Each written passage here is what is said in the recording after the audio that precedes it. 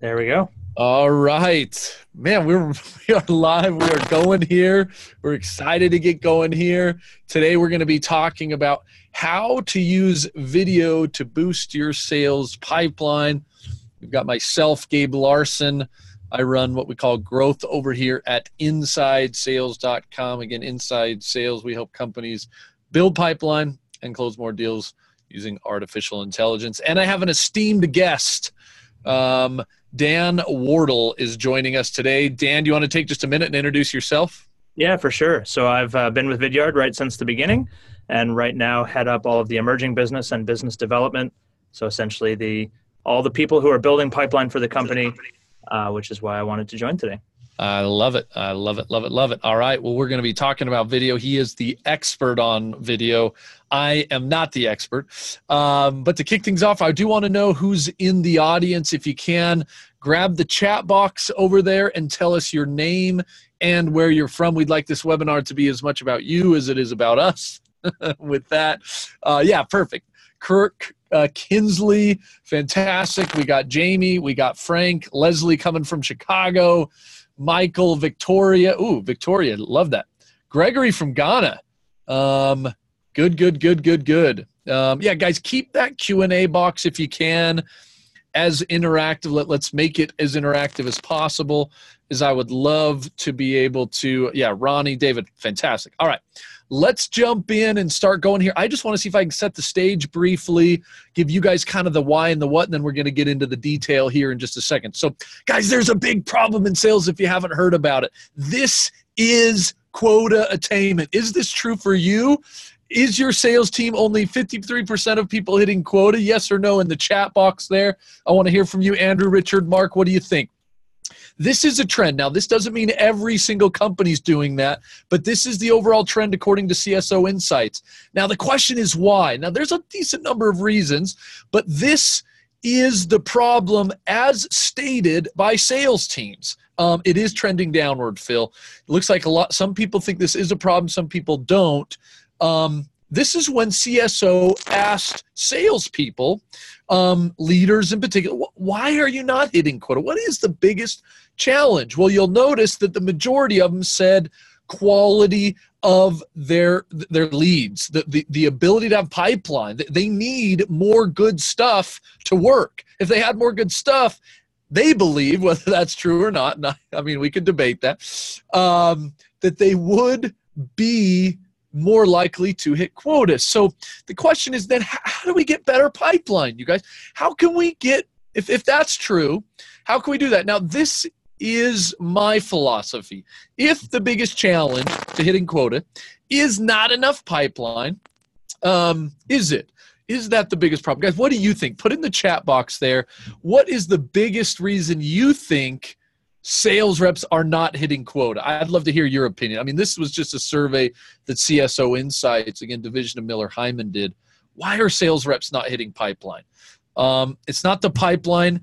It's growing current customers. Phil said lazy, said Rick. Fickle customers. I love it. It's not very big. David agreed it is pipeline. Okay, so a couple people do feel like there is something, but a lot of you are saying they don't know how to prospect, they don't know how to qualify. Wrong audience, said Erica. Too many internal changes. Did you know sales reps are only spending 35% of their time selling? That was a research study we did. So there is some truth to that, whoever said that. Okay, well, we're going to continue down this path for a minute. I love some of these answers. If pipeline is one of the problems, my personal belief here at InsideSales.com, if you want more pipeline, you have to have more conversations. You have to be talking to more people. It's like 1 + 1 = 2. You're not going to get more pipeline. Making more calls doesn't necessarily lead to more pipeline. Sending more emails doesn't necessarily lead to more pipeline. I do think having more conversations gives you a real direct correlation to more pipeline. And I believe the best way to get conversations is to have a good sales cadence. Now, what is a sales cadence? If you guys believe this, did you believe what I'm showing here? If you have a good cadence, you have good conversations, you have more conversations, you have good pipeline. Yes? No? Did that logic actually hold true, or are you guys thinking I'm Yeah, okay, good. Most of you saying yeah. Good. So a cadence then is this. A cadence is a sequence of activities to increase contact and qualification rate. Here at Inside Sales, we are the masters of sales cadence. Maybe not the masters, but we do sell technology to help you build a cadence. Now, if this is the definition, I've been doing a lot of research lately on this, you guys, to try to figure out what is the right cadence. And it looks like Alvia, they said it, good cadence, but it's the right one. That's what matters the most. So we've been doing some research, and we did say, what is a good cadence? Well, we came out that there's 5 things a cadence has to have. It has to have an attempt. So you actually have to do something. Number of contacts, number of touches, right? That's the first pillar of a good cadence. Number 2 is media. You need to be thinking about the different media: phone, voicemail, email, social, video, text, etc. Next is duration. How long is your cadence? Next is spacing. What is the time between different activities, right? That's going to be an important one, probably the most missed. Then last but not least, and this is the X factor, it's content. What do you say in your video? What do you say in your email? What do you say in your voice message? What do you say in that is so important. That's going to be crucial. Now, I wanted to dive into this webinar on 2 of the 5 pillars of a cadence. Number 1 is media. Now, right now, and then number 2 is content. Now, we believe, you guys, that there is actually 8 different things you can do when you're dealing with the cadence. And I'm going left to right here. Phone, voicemail, text, phone, voicemail, email, text, LinkedIn, direct mailer, chat, and video. That should have been 8. I don't know if they're all displayed up there. Today, we are going to be talking about video. And we got questions coming in already about video, and that's why I brought Dan on. Dan, now that I've set the stage, I want to go into the who, what, why of video and see if we can answer. Olga's already kind of said, like, would love to learn how to make a prospect click to watch your video. Yeah, Olga, we're going to get there now, Dan. So, Dan, why don't I hand it over to you? I'll stop sharing. Why don't you dive into the kind of the who, what, why of video? Perfect. Thanks a lot, Gabe. So as I mentioned, I've been doing this now for about 6 years. For the first long time, it was all about marketers, right? And we'll get into some of the stats that they've learned over these years, but sales video is new. And I think it all starts with, the number 20 billion. This is the number of videos we view online every single day. And our consumers, whether you're talking to C-levels, whether you're talking to entry-level employees, it doesn't matter. Video is ranging now across the entire enterprise. And it's a mega trend. You can see it from from Zuckerberg. You can see it from even Gary Vee talking about how video is the new standard. Just want to make sure my video is not getting in the way of the slides here. There we go. And going back to the marketer stuff, they are showing, they've proven over millions and billions of outreaches that marketers do, whether you're using marketing automation or something else to get your emails out there, video is converting best. Yeah. We see a higher click-through rate. We see higher response rates when you're including video in these marketing outreaches. And it's going to work for sales too. These are just a sample of some of my team's responses when we use video as we're outreaching. And you can see it's always a positive response. Even if they're not interested right now, some of your points in there around why we're not having enough pipeline is obviously it's just wrong message, wrong time. They're not interested in your stuff, whatever it might be. But regardless of that, we're getting responses and we're getting a, thank you for your outreach. And that comes to some of the content we'll talk about later and what you actually put in that video. Got it. So why is that important? Well, if we don't have video in there, it's just another email that you're sending out. So video engages our minds. It touches our hearts. You need to be personal. You need to be authentic when you're sending out these videos. It shouldn't just be another marketing, pre-canned message. Because of a picture that you're including, we used to include images and GIFs and things in our emails. Those are always fun. But the key is to use a video because you're going to get so much more across to your customers. It also makes it more personal. It's now a person reaching out to you, and you could even explain, something, maybe your company has affected me because of XYZ, depending on who you're selling to, especially for those in the industry who are selling to nonprofits. It almost makes it easy to send video. So, why are less than 1 in 3 sales teams using video? And I think that's why these webinars early days are so important, because all of you folks on here will learn, what's the big deal? Well, you are going to be the first ones to be using video. and you can set yourselves apart from all this competition. It's like in the early days of email, being able to mail merge and have personal messages en masse. Well, now you can do that with video, and that's what. Oh, Dan, quick question that came in. This is a good one from Mike, and you may get into this, but if it's okay, I want to handle these as they come in. Mm-hmm. Mike just said, he said we may actually get to this, but how do you feel about recipients not wanting to open links because they think it's spam? I don't mean to jump too far ahead, but quick thoughts on that. Yeah, that one I would say covers in two ways. So first of all, that's where the thumbnail becomes ultra important. You've all seen the mass emails you get, and yeah, you're never really sure if it's spam or not. But if the thumbnail of the video is very obvious that it was personal for you, it's not spam. It's you see somebody on the other line there with your LinkedIn profile or a picture or a whiteboard with your name on it. That person personally made you something, as opposed to those kind of phishing scams that are out there. Yeah, interesting. Okay, good. Yeah, Mike, let us know if that answers your question. Keep going there, Dan. Cool. So what we wanted to do today, as Gabe said, is that's the why of video. And I feel like that was obvious, which is why I was pushing that forward button as frantically as I could to fly through those slides.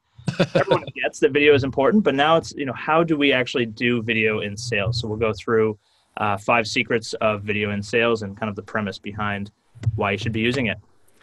I've already talked about this. It's the humanizing of sales. Like how else can you make it personal now? Back in the day, I used to work at BlackBerry, the original email company, and email was personal back then. But we all know now, like everyone's Hotmail's been hacked.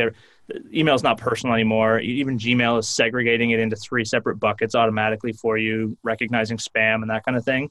So it needs to be a one-to-one relationship. You need to show that you are a human on the other line to get them to respond. And all it's doing is it's not, video doesn't become the only thing you do. Similar to how LinkedIn, like you're not only prospecting on LinkedIn.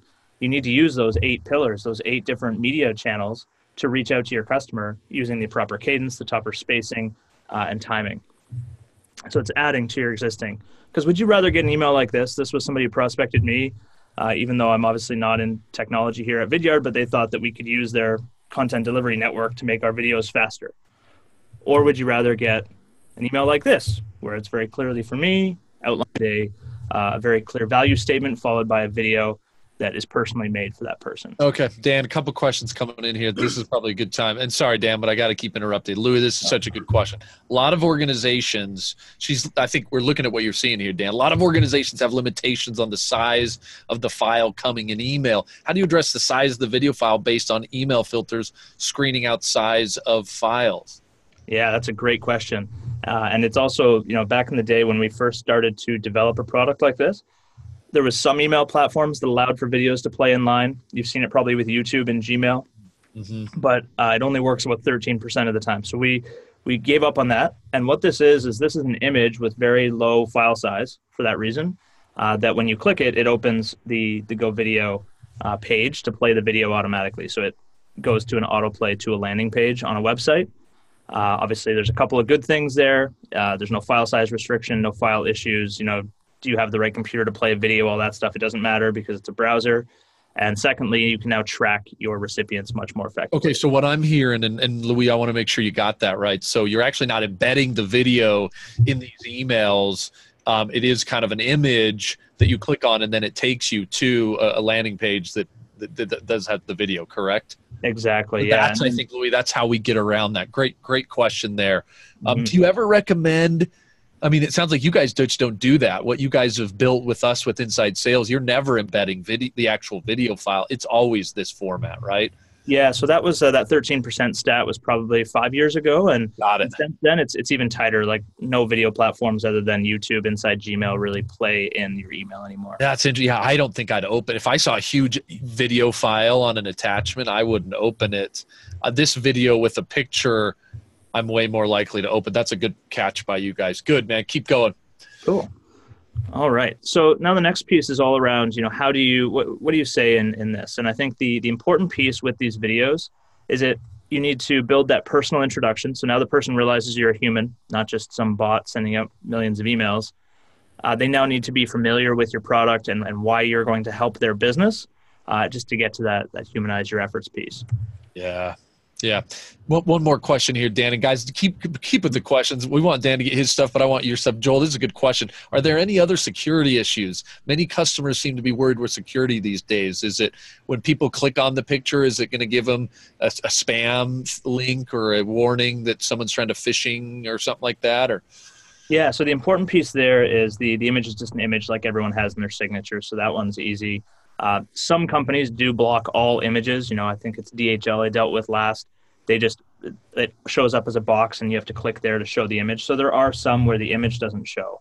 So what we do is we put the link right below. As soon as you insert a video, it puts a link below just in case they're blocking all images.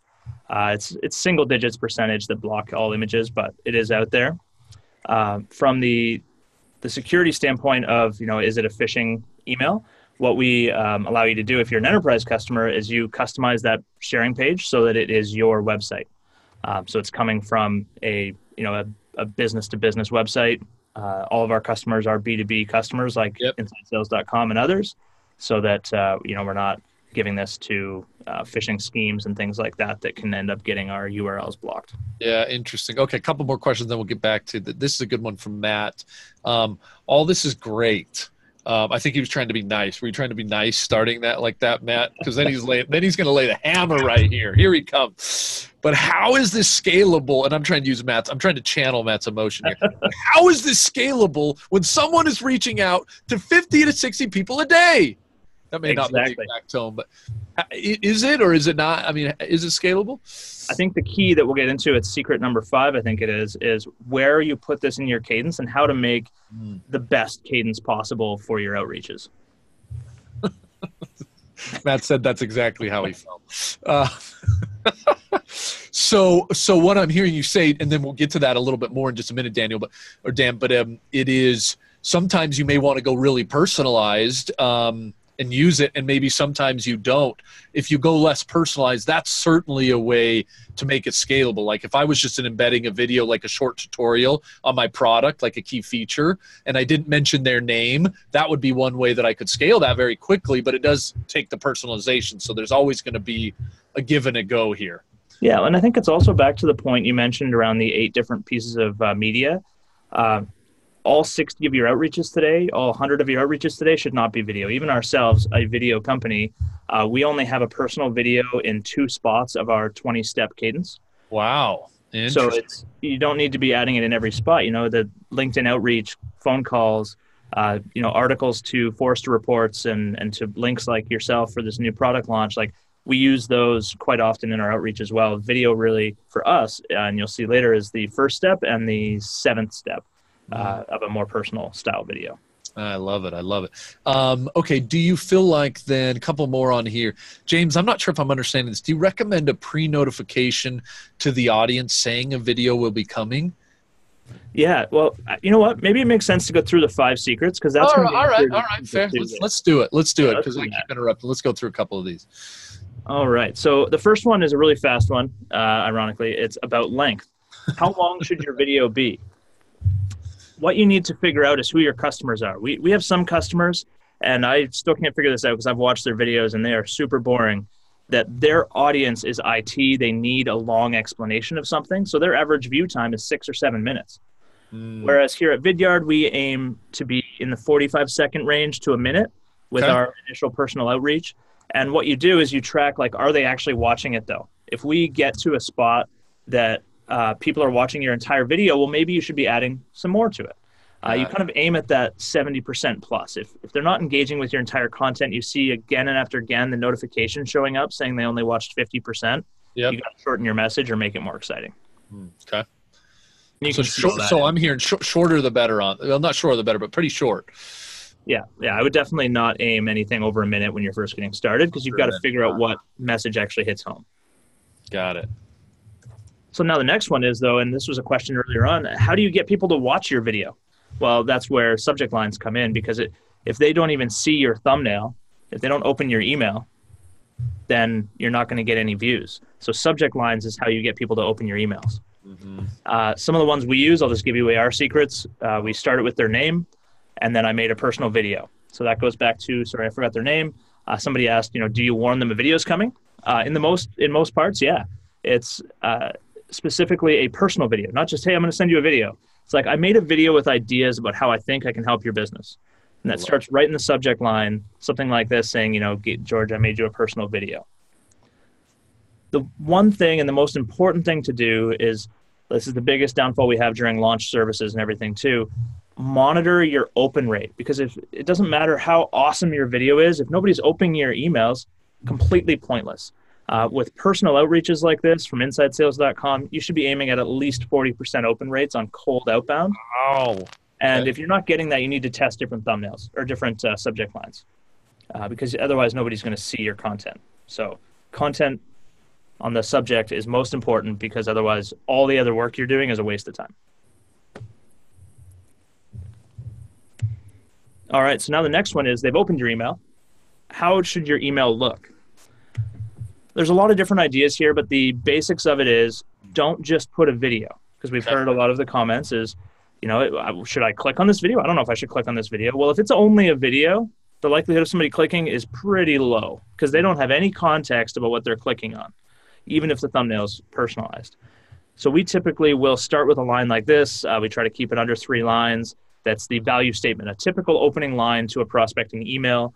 We go by the why you, why us, why now. So why are we reaching out to this person? Why them? Why are we going to help them? And why now is usually a call to action at the end. So this one is all before the video. We've found this one a little bit better where it's a very short opening line above the video. We mention the video, tell you how long it's going to be. We've seen that a lot in blogs and things, telling you how long this is actually going to take you because you don't want to click on a video. I clicked on one this morning and it was 5 minutes. I was like, this is too long. I don't have time for this. But telling people the time in there is very handy, and we've seen a better click-through rate on that. And then the why us, the ask for the meeting can come after the video. So you're guiding them through that process of your email. Any questions on the few topics we've gone through? I think that answered some of their questions there. Yeah. A couple quick questions. Emojis. If you've noticed, have you ever used emojis to kind of use that with video in a subject line? That came from Mr. Anonymous, actually. Emojis in subject lines, you do have to be careful of. Subject lines are the #1 place where spam blockers get implemented. Okay. So even this one where it's got the exclamation mark, we've actually removed that. Exclamation marks can sometimes be a spam block. So you've got to make sure that just the subject line isn't getting blocked. So you've just got to watch out what you put in there, what kind of punctuation, things like that in there. We even do a lot of lowercase in the subject lines. Really? You find that does a little better? It makes it look like somebody screwed up and just sent a lowercase subject line. Yeah, it's always about being different, right? I mean, you got to play subject lines. It's the thing that gets the email to open, which is basically step 1 there. What were the 3 whys there again? It was why you, why us, why now. Nice. GK nailed that. Yeah, good. GK got it there. How critical, let's get Tom's question. Let's move on. How critical is that a professional third party be utilized to create videos? We have some individuals here with high quality DSLRs and decent skills with basic video editing as well. Known video software editing and well-known video software. Got it. Interesting. Yeah. I personally, I'm in our video studio right now. We have 2 professionals on the team. So they are professionals, but they work for Vidyard that make a lot of our videos for our website, like our really high value content. But a lot of the content ends up getting made by our content manager, or some of our BDRs make content, or our sales managers. The whole premise of Go Video is really to enable the entire company to make video, where the videos you put on your homepage and your big key videos for your conferences and things. Yeah, you might want to hire a professional for that, or have somebody internally who's good at DSLRs and video editing. But for the most part, video is now, it should be across the org. You should begin by, sharing videos internally. You should be using them as communication within the company to get everyone familiarized with it. Yeah, I totally agree. So Tom, whatever you can do, again, we've built Vidyard right into the Inside Sales platform. So that, again, with a couple clicks of a button, this is all happening in a kind of a strategic cadence. But look, man, you got to go where you got to go. So if you're starting thin, Vidyard's got a free tool set, right, Dan, that you can use. Just start using that and then have them mess around, guys. Authenticity. I've got my Sales Secret podcast. We've been doing, we got 240, 250 episodes. And the biggest feedback we hear from the audience is just authentic, be authentic, less, and again, it doesn't need to be super duper sloppy, but I think there is something about authenticity there. So, all right, keep going, Dan. Yeah, perfect. And I think this one, You answered the next question that just popped up there. Is the free tool allows you as an individual rep at a large organization That's to right. make video and to have a place to send people to. There you go. Yeah, and that goes right into recording now. And I think this is to, I think it was Tom's question around the professional making of a video. There is some things to think about. And I was actually laughing while I was setting up this webinar because there was no light in here. And then I was going to get talking about lighting. So I had to go track down a light. So it actually... Yeah, that's right. That was awesome. Somebody took them to another room probably. So there's three things to think about. It's the thumbnail, because that's what people see. It's just like the subject line. They're not going to click on your video if your thumbnail sucks. You've got to get the tone and the body language, the authenticity right into the video, because now it's like you talking to them person to person.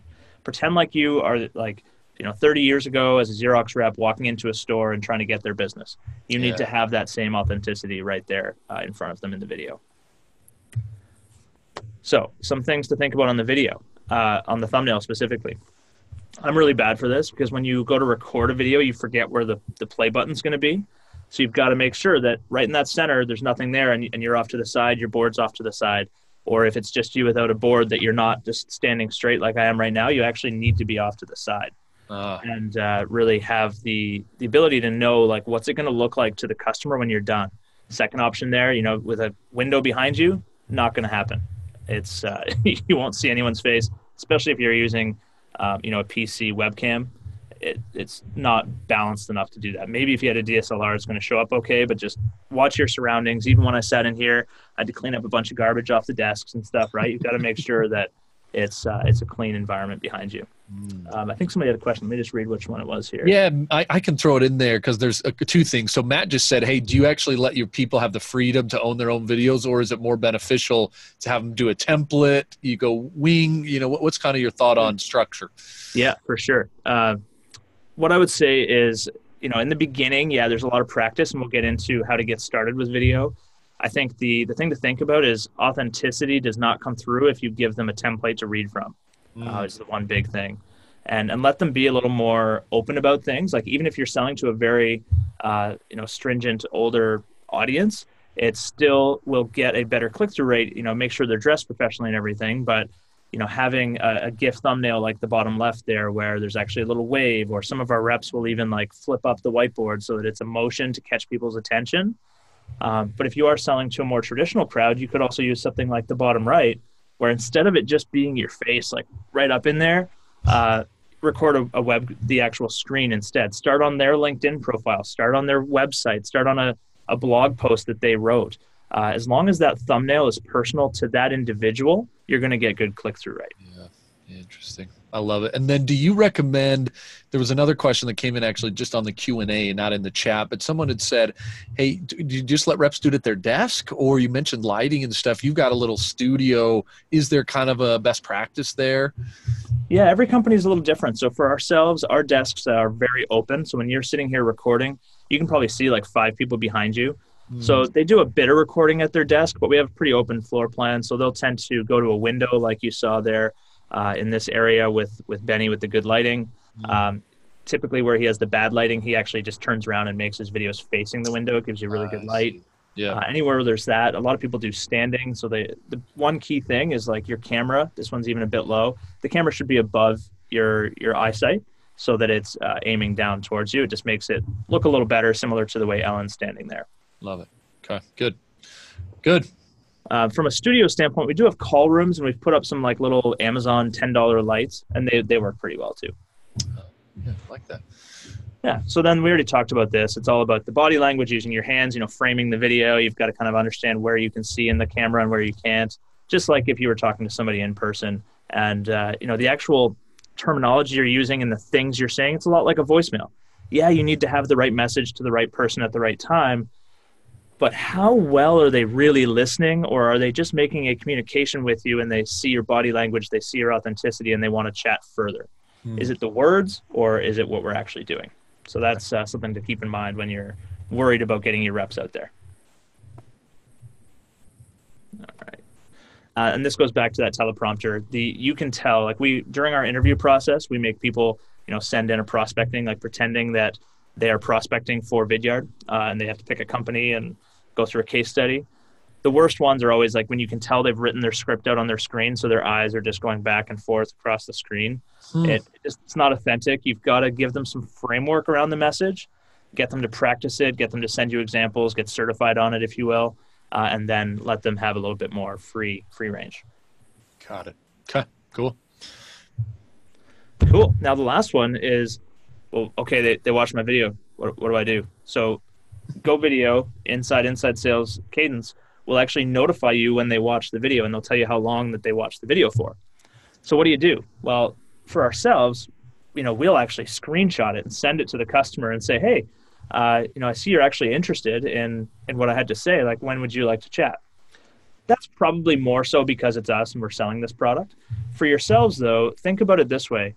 If they watch 100% and then the next person that watches it only watches 20, who are you going to call first? Probably the person with 100. They're more engaged, especially if you're using this tool beyond creating pipeline, more when you're working through an opportunity. If the CFO is watching the entire video at one of your opportunities, that's a really good sign, and you should be following up on that. We try to follow up almost instantaneously. So they watch your video, similar to when you get click notifications or anything. It pops up in Chrome.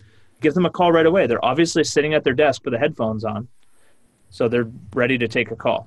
And that's kind of some of our methodology. We have 3 different messages that go out. One if they have watched a really low percentage, one if they opened the email but didn't watch the video, and then one if they watch the whole thing, which is instantaneous right after they watch it. Okay. Any other questions there? Going pretty good. No, we're good, man. Yep, keep going. All right. So we went through some of this already, the rolling out video. I think the most important part that a lot of companies skip is getting that team buy-in, getting a video certification to make it all pitch perfect. Ooh, I like before you really launch it to the whole team. A lot of managers, basically, it's normally the problem, the managers, not the individuals. They're like, just give it to my team. Let's start sending videos tomorrow.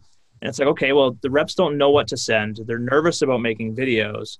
So we need to start with the team buy-in. Everyone understands why we're doing it, what the benefit is, what they should be saying in their message. We need to go through that certification, send it back and forth to the manager to get that buy-in of, my messaging is on point with our brand. And then you need to think of where you're going to build it into the playbook, which is what we're going to talk about next. What is it, the first step? Is it the 5th step? Where does it work for your company? And then track that and measure it and reiterate on it and just make sure that your messaging is good. It's very similar to call coaching. All of us jump on and listen to our calls for our employees. Well, we should be watching their videos as well and giving them coaching on the messaging. I love it. Okay. One question, I did think this was kind of interesting. Do you think it's better to go more just with your face or go more with the screenshot, like of the LinkedIn or of your product, or the combination of both? Mm-hmm. And I think it is both. It's a lot like how we were talking about, there's email, LinkedIn, calling. You've got to have a mix of all of it because everyone's going to respond differently.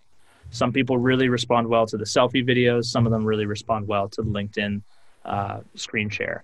And I think the other thing to think about kind of on the back of that is your individual reps may be worried about getting started. Video is hard. It's going to take me too long. I'm not good on camera. They're not comfortable with themselves. They're very self-conscious about it.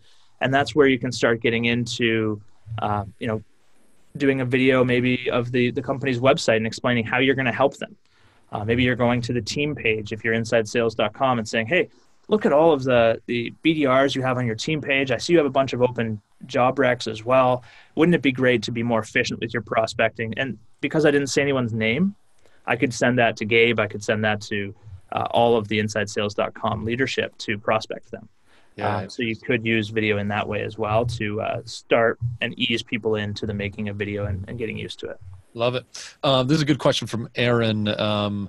Accepts video excerpts. Video recording messages. Do you guys do live video customer calls? If yes, what's your approach in this case? Oh, so a little different use case. Mm-hmm. The Vidyard platform side. Yeah, the Vidyard platform right now, we have integrations into like Drift and other chat messaging where you can be sending one-way video. We are looking at making that two-way video like kind of instant. So you watch a video and you can click connect, kind of like a Facebook video. But for right now, we use Zoom for any kind of meetings, and we definitely have the videos turned on. All of our meeting rooms are Zoom rooms. It's changed pretty drastically. Like back when I was an account executive here at Vidyard, it was unheard of. We were always just dialing into WebEx. Yeah. But now it's like they can see what you're doing, so you can't like have your manager shadow and be right there because they can see him. Interesting, man. Interesting. All right, yeah, let's keep going. Yeah. So here's an example of that kind of. You can ease into it. So you could start with just a screen recording, and then you start adding the bubble and having some more personality show in that. And we actually had someone who was very uncomfortable with making videos, and that's how they eased themselves into it as they joined this company. And we don't not hire somebody because they're not comfortable with video. So now we get into where video actually fits in that timeline that you were talking about earlier. Yes. So here's an example. I believe this one's our exact email. This one's the one that we use with some slight alterations in here. So for us, we send a hyper-personalized video, usually the whiteboard or LinkedIn or some kind of personal thumbnail, individually made on day one. We also have a phone call on day one. What we then do is we actually, our second outreach is now on day 3. We've moved it up a little bit. To use that, like to someone's point earlier, you can't be making 70 videos a day. It's just unrealistic. So we aim at making 15 a day.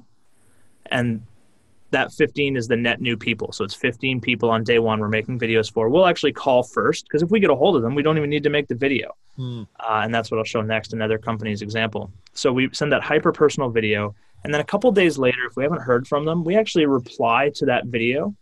And we say, hey, I'd love to get your thoughts on the ideas I shared in the video below. And we get huge traction on that one again. And you should aim, we try to aim at 5% response rate. A lot of our customers seem to be more in like 3% response rate. Because then in those first 2 steps, you've already knocked out potentially 10% of your total outreaches. You don't have to go through all the other steps. And it just makes it much easier. And as you can see, we go across InMail, LinkedIn, phone, social engagements, emails that don't have an ask, ones that do have asks. And then on day 14, we do make another video. If we're targeting an account, if we were going after InsideSales.com, we'd make that video for you and send it to everyone, a very similar video. So that's just one video for, say, 10 people, not an individual video for each person. Very helpful. So you did, in this case, 2 videos, one day 1, one day 14. One was really personalized. The other wasn't as much. And some of the other emails have like marketing videos in them, to your point, like a how-to video or a blog video or something, but nothing that the reps have to deal with. Yeah. What is this no ask email on that, by the way? Yeah, the no ask emails are essentially like, hey, Gabe, you're trying to grow InsideSales.com. Here's a great blog article on how our growth team was able to hack growth by finding all of our Marketo customers. Don't ask for a meeting or anything, just giving you something. I see. It's a give email there. Yeah. Tom asks, I don't know if you have an answer to this, Tom, but what do analytics show on click-through rates, for example, on video versus non-video, LinkedIn or Facebook B2B type posts? I don't know about the last part there, but certainly you're seeing a better click-through rate on video emails versus non-video, I assume, right, Dan? Yeah, definitely on the video versus non-video emails. As you can see, it's about 4 times as high on the click-through rate and the response rate as well.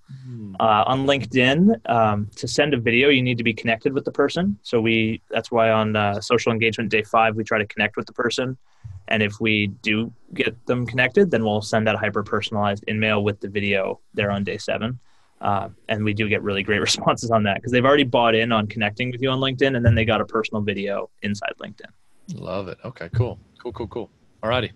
Now, a bit of a different one. This one was more of an inbound team I talked to and built out. This is kind of the exercise we go through when somebody onboards. They get such a high response rate in their first step that it's a waste of time to make a video. They were already getting, it's inbound, so they were getting 15% response rate on that first touch.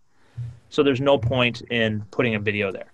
So they decided they're going to add their personal video on their second touch, and it's technically their 4th touch. They do call, email, call, then a video email.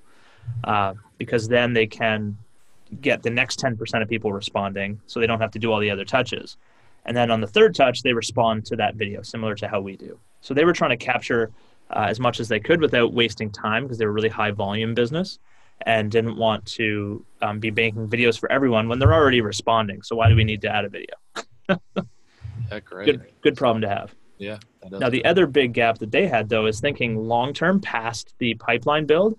If if they created a meeting and it's more than a few days out, they knew that there was a big likelihood those people wouldn't show up to the meeting. So they send a video the day before the meeting just to remind them, like, hey, don't forget, this is who you're meeting with and why you're meeting with us, just to make sure they actually attend that meeting. Got it.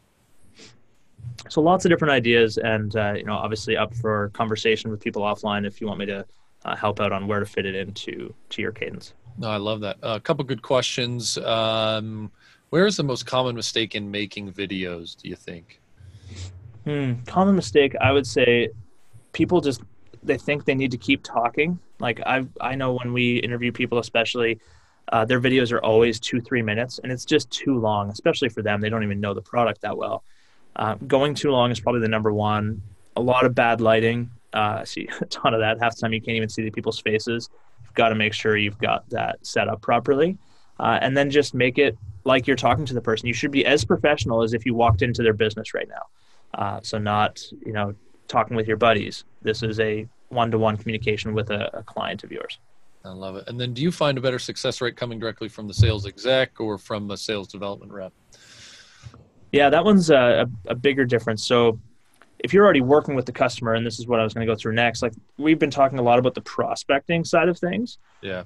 But honestly, video is now becoming even more important throughout this deal cycle, because how many of us are actually traveling to visit our customers on site anymore? It's pretty rare. And so making these one-to-one videos throughout the deal cycle becomes even more important. So early deal cycle, summarizing the discovery call, sending some micro demos so you don't have to be scheduling demos constantly, and just removing that roadblock. So you could send a video of the proposal to your main contact, and then they're sharing it with their boss, and you'll be able to see that it's actually getting there and you're delivering the message. So it's not a game of broken phone is a big thing. So they do get a much higher engagement because you've already talked to the person versus a cold prospecting. I love it. Love it. Okay. Yeah. And so here's just an example of a rep that, after a call sends a thank you and explains what they talked about. And then in the email, usually also summarizes with some bullet points of what's happening next and that kind of thing. Cool. And a good example of an animated thumbnail. Now, late stage, there's a lot of interesting things you can do. I'll just fly through these, but you send over that proposal, and if the pricing's on the last slide and you see they only watched 70%, they didn't even see the pricing. And so it can replace those proposal calls where you're like trying to schedule everyone on the same time, but you can actually track if they're engaging with the content you need to send over. And you can be going back and forth with a client if you're not able to schedule that Zoom call. And this is an example of it. He's actually showing his next steps email that he's sending and talking through it. So it's just another way of using video. That sounds like we might have to have a whole nother webinar on that one, Dan. Yeah, there's a lot of stuff later stage, and maybe it's because I'm more involved later stage a lot of the time, but some of this stuff is even more exciting than the prospecting email. And it's probably also that I've been talking about prospecting videos for like the last 3 years. The truth comes out. The truth comes out. So there's a lot of places isn't just prospecting. You use it mid and bottom of funnel as well. Yeah, exactly. This one is an example. This is our CEO, and for any client that he's had any communication with, or even if an AE just requests it, he'll send over a personal message to the executives at that company, just welcoming them to Vidyard and opening up that executive communication. Yeah. There we go. On to yourself. All right, man. Well, guys, we want to make sure we get some good question and answers here. We've got a lot already. I know our time is up, but let me just show you then real quick. I want to just flash because some of you have asked about it here. I want to go through and just show you how this all can kind of work for you. And then we'll end with some Q&A because it's pretty cool. So we love this idea of a combined cadence, right? We're finding, as Dan said, you can do video, you can do phone, you can do email, you can do social. What about trying to combine those into one application? And so that's what we've designed with Vidyard. You're seeing a CRM in the background here. This is Salesforce. And on the right-hand side, you've got the inside sales Vidyard prospecting tool set. We call it Playbooks with Vidyard built in. And so it's pretty fun. I've got a target audience that I want to go after, and I want to start sending them different communications based on who is most likely to receive them. This is one of the big problems we're seeing in prospecting. If you're using an engagement tool and you're just going after people, you need to stop. You need to go after the right people. So that's going to be step number one. Once you know those right people, then you're going to design, as Dan just said, and I want to do this with you. Let's design a cadence that works, and you might have some phone and some voice messages and some emails with video in that, and you mix and match it based on your audience, and that's kind of designed right in here within the Playbooks tool set. So you can see what we're doing is I'm creating this email, just left you a voicemail. Now this button right down there, I can insert that video with the click of a button, and I can just go ahead and collect one that I've already done. I maybe have already created that, or I can go up in that right-hand side and I can choose a new video to record so that it's embedded right into that video, into that email real time, and I get that combination of email, phone, all social, all working together in a strategic cadence. So I go ahead and insert that very seamlessly. Now I've got my subject line, the great body. I've inserted my email or my video, one that I've already recorded or one that I just recorded. And then with the click of a button, I go ahead and send that off, and it's going to bring that back into Salesforce and capture that you did indeed send that across. And so wanted to just give you an idea that this is possible, and it's a great tool set to bring a combined cadence of all the different things you may want to do into one, capture it within your CRM, and it becomes a great enterprise solution. So if you want to learn more about that, please, please, please, please, please let me know. Raise your hand. I'll answer it. I'll give you the demo myself of how you can do a strategic cadence with video in the InsideSales.com Playbooks product. You can go to www.insidesales, this little thing there, and you can get that. So with that, you guys, let's jump into a couple more Q&A. I want to make sure we cover the last questions that you guys have. If you need to jump, please do. Here's a couple questions. Let's see. A lot of people check email on their phone. Do you see this as a problem where most people wouldn't want to play the video on their phone? Yeah, that's a great question. And interestingly enough, I feel like we're all more used to listening to and watching a video on our phone than we are on our computer. I know myself, like my headphones are always connected to my phone, not my computer. And so we actually, for ourselves, our own data, we're having about 30 to 40% of our views come from mobile. And that's actually pretty low compared to most of our customers. Most of our customers are even over 50%.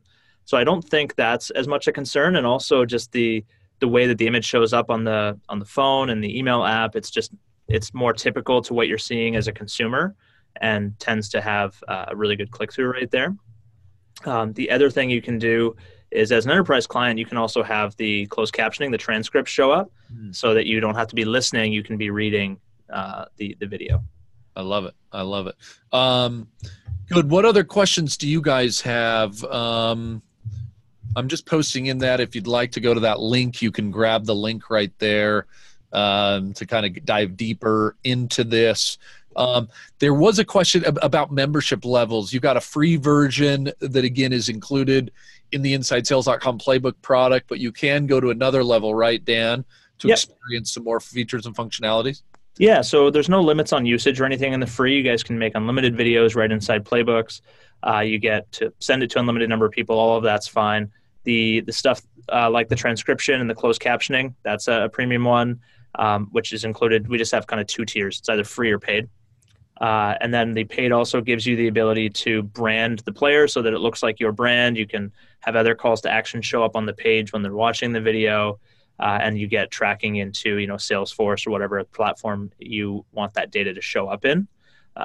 So otherwise, I would say using the free is the most important thing. Get using it, building it into your playbooks, making it a habit of your sales team. And then if you see a lot of value there, then we can talk about the other things, but no limits on that free one. Awesome. Awesome. All right. Any other questions? It looks like Robert, was there a question from you? I just saw your hand raised.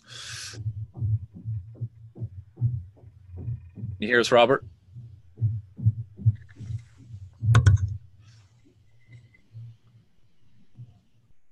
No, sirree. Robert, you're there? You're not there? All righty. Okay, guys, any other questions that you'd like to ask Dan while we've got him? Okay, well, guys, really appreciate you jumping on today. A couple more questions. What is the typical equipment there? What is the typical equipment used? Camera, microphone, etc. Yeah, for Go, you guys can hear me, right? Yeah. Yep. For Go Video, we just use our Mac webcam, and honestly, the Mac one's actually not as good as some PC webcams, so I wouldn't bother with anything above that.